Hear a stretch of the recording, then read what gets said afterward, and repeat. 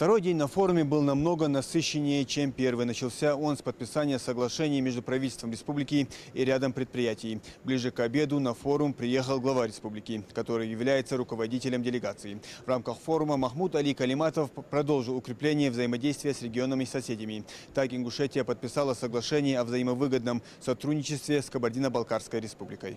О сотрудничестве в торгово-экономической, научно-технической, культурной и иных сферах. Соглашение подписывают глава Кабардино-Балкарской республики Коков Казбек Валерьевич и глава республики Ингушетия Калиматов Махмуд Али Макшарипович.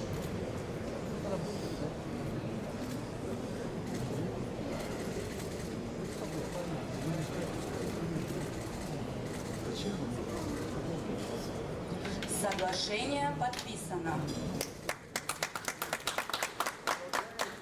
Ингушетия продолжает сотрудничать и с южными соседями. Республика также подписала соглашение с Дагестаном. Свои подписи в документе поставили Махмуд Али Калиматов и Сергей Меликов. Также сегодня состоялось подписание соглашения между Ингушетией и Россельхозбанком. Поддержка агропредприятий и продолжение работы школы фермера.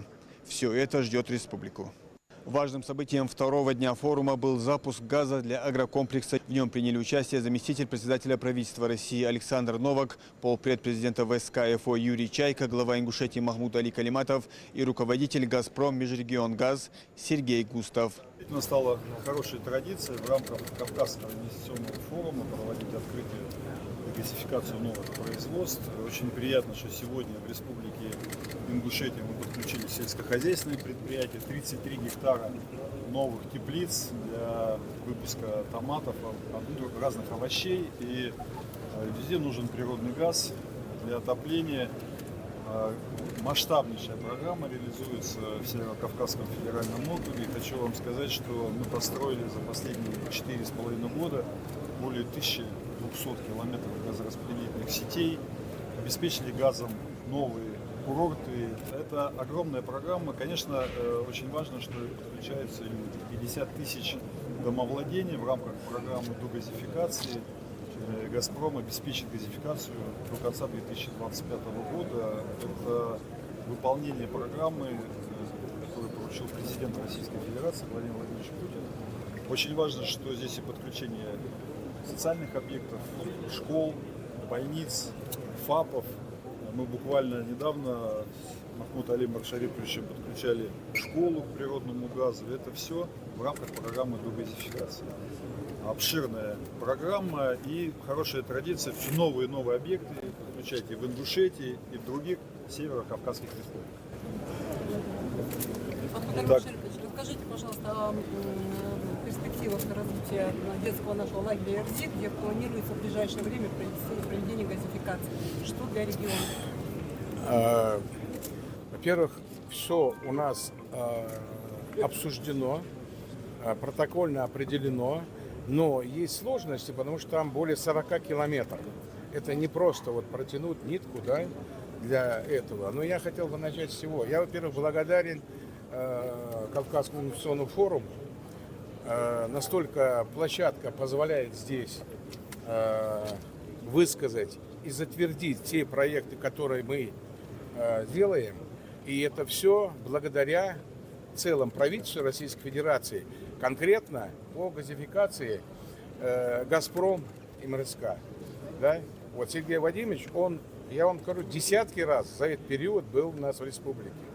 И я знаю, что по России президентом Владимир Владимирович Путин было определено догазификация.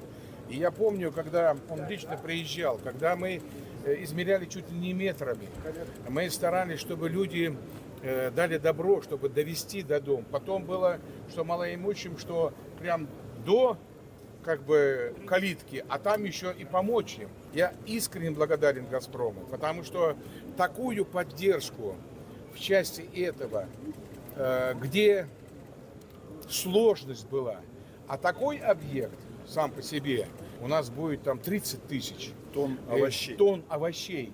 Не надо забывать, что президент ставил задачу, многие задачи, но одна из главных задач – это безопасность продовольственная. А это и является. И сами по себе все участвуют в этом, и Республика Ингушетия, вот этот объект, который выпускается, ну без газа, ну куда мы? И вы знаете, я благодарен, искренне благодарен вам, что вы вот такое внимание уделили, Сергей Владимирович, вот прямо вот держали на пульсе все это. И для нас это, для республики, это великолепная вещь. Напомню, завтра у нас заключительный день на форуме. Соглашение мы подписывать не будем, но важности это не умаляет. Ожидается приезд председателя правительства России Михаила Мишустина. Премьер обойдет все стенды форума, а завершится Киев совещанием с членами правительственной комиссии по вопросам социально-экономического развития СКФО.